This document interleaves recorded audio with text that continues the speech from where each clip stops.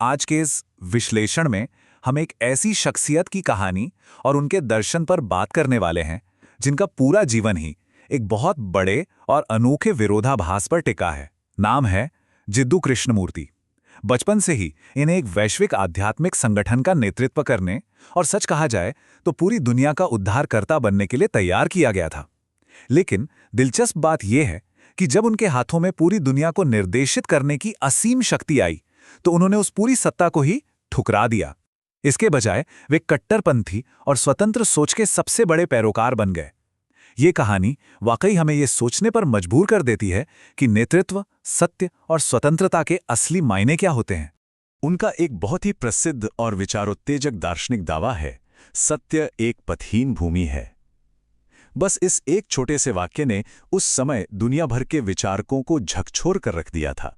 इसका सीधा सा मतलब यह है कि सत्य तक पहुंचने के लिए कोई भी बना बनाया रास्ता, कोई तयशुदा धर्म या कोई गुरु काम नहीं आ सकता। सत्य की खोज खुद करनी पड़ती है।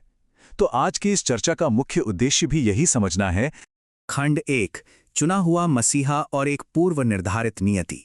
उनके दर्शन को गहराई से समझने के लिए ये जानना बहुत जरूरी है कि एक छोटे से बच्चे के रूप में उन पर कितनी भारी और असामान्य उम्मीदें लाद दी गई थीं। ये एक ऐसी शुरुआत थी जिसने उनके पूरे भविष्य को पहले से ही एक सांचे में ढालने की कोशिश की। उनके सफ़र की शुरुआत होती है 1895 में भारत के मदनपल्ले में उनके जन्म के साथ। फिर 1900 के दशक की शुरुआत में एक ऐसा मोड़ आता है जिसने सब कुछ बदल कर रख दिया, जब उन्हें थियोसॉफिकल सोसाइटी द्वारा खोजा गया। उसके बाद आता है 1929 का वो ऐतिहासिक वर्ष जब उन्होंने पूरी संस्था को ही भंग कर दिया, और अंततः 1986 में कैलिफोर्निया के ओजाई में उनका निधन हो गया। ये सिर्फ तारीखें नहीं हैं, बल्कि एक इंसान के देवता बनाए जाने से लेकर एक स्वतंत्र विचारक बनने तक का पूरा सफ़र है। इस सफ़र का सबसे पहला और बड़ा कदम तब उठा जब थियोसॉफिकल सोसाइटी के नेताओं, खासकर एनी बेसेंट ने उन्हें एक बच्चे के रूप में देखा। उन्हें पूरी तरह से विश्वास हो गया था कि कृष्णमूर्ति एक महान आध्यात्मिक शिक्षक बनने के लिए ही पैदा हुए हैं। जरा कल्पना कीजिए, एक छोटे से बच्चे को ये बताया जा रहा है कि वह दुनिया को राह दिखाने के लिए चुना गया है। उनका पूरा बचपन इसी महान उद्देश्य को पूरा करने के लिए निर्देशित किया जाने लगा। और बात सिर्फ भविष्यवाणी तक ही नहीं रुकी। थियोसॉफिकल सोसाइटी ने बाकायदा order of the star in the east नाम के एक विशाल वैश्विक आध्यात्मिक संगठन का निर्माण कर डाला। ये पूरा का पूरा बुनियादी ढांचा सिर्फ और सिर्फ कृष्णमूर्ति के लिए खड़ा किया गया था। इसका एकमात्र उद्देश्य था दुनिया को उनके आने वाले उपदेशों के लिए तैयार करना। एक इंसान के ऊपर सचमुच एक मसीहा होने का इतना भारी बोझ डाल दिया गया था जिसकी आज हम कल्पना भी नहीं कर सकते। उस संगठन का हर एक संसाधन बस उन्हीं के इर्द गिर्द घूमता था। खंड 2, द रेडिकल ब्रेक, यानी एक चौंकाने वाला बदलाव। सालों तक एक मसीहा के रूप में पूजे जाने और एक इतने बड़े संगठन का चेहरा बने रहने के बाद एक ऐसा बिंदु आया जो इतिहास का एक असाधारण क्षण बन गया।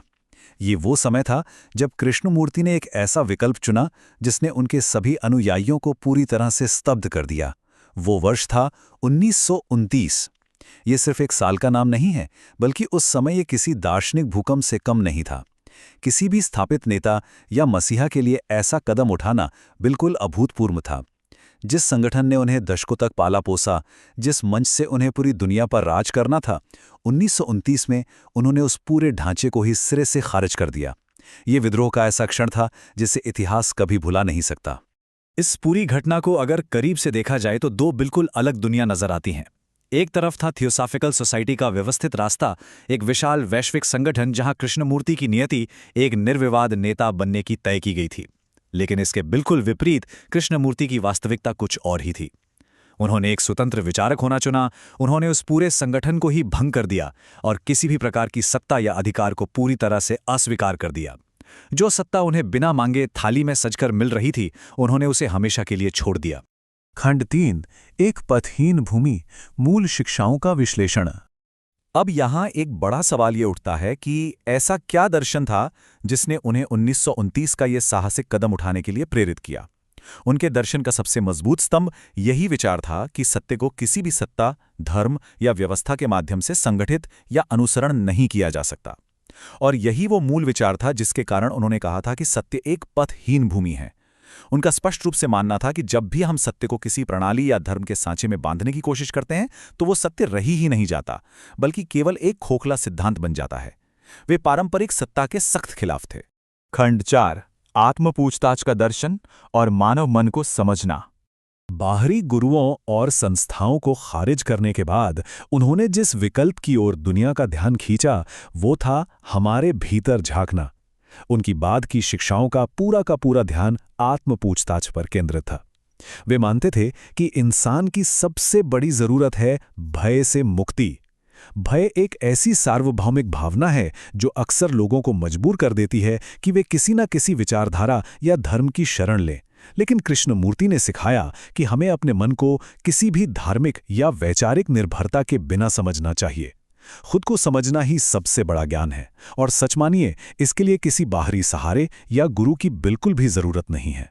खंड 5 स्वतंत्रता की विरासत, एक शिक्षक और स्वतंत्र विचारक।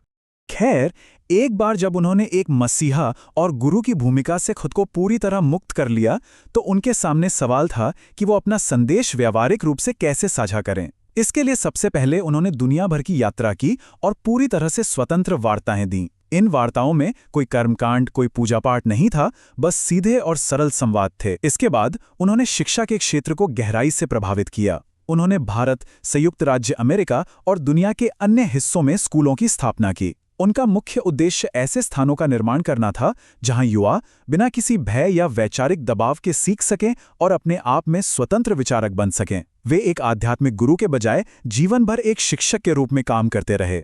दुनिया भर में ज्ञान और स्वतंत्रता का प्रसार करते हुए उन्होंने अपने जीवन का बाद का हिस्सा ओजाई, कैलिफोर्निया में बिताया। एक ऐसा व्यक्ति जिसे भारत से ले जाकर पूरी दुनिया का मसीहा बनाया जाना था, उसने एक स्वतंत्र दार्शनिक के रूप में अपना जीवन जिया और अंततः 17 फरवरी 1986 को उनका निधन हो गया।